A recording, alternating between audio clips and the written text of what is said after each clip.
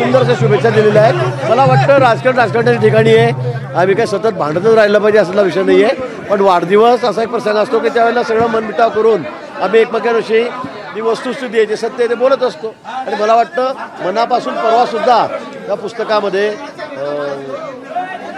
पवार साहेबांनी असेल, उद्धवजींनी असेल, अनेक मान्यवरांनी त्या ठिकाणी देवेंद्र शुभेच्छा दिल्या होत्या. तशाच शुभेच्छा आमच्या मनापासून आज उद्धवजींना आहेत.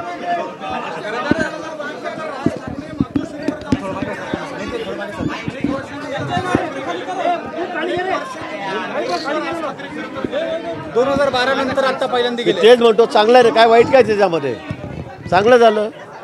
चुकीचं काहीच नाही. आज वाढदिवस आहे त्यानिमित्ताने आता हळूहळू त्याचा मनमिलापही होतोय, त्यात जाऊन आलेत, त्यात वाईट काहीच नाही आहे, चांगली गोष्ट आहे. उद्धव ठाकरेंना काय शुभेच्छा द्यायला आज त्यांचा वाढदिवस आहे? मी तर मनापासून शुभेच्छा, मी 4-5 वेळा फोन लावण्याचा प्रयत्न केला पण अजून त्यांचा फोनवरचा कॉन्टॅक्ट झाला नाही सकाळपासून.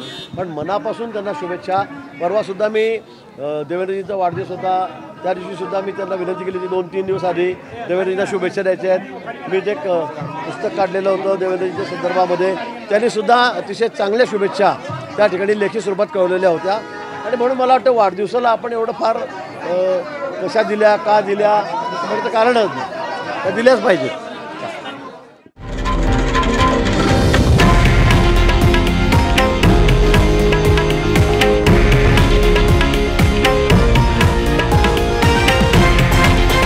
हे आहे देशातील नंबर 1 न्यूज नेटवर्क आणि आपण पाहत आहात TV9 मराठी, एकमेव.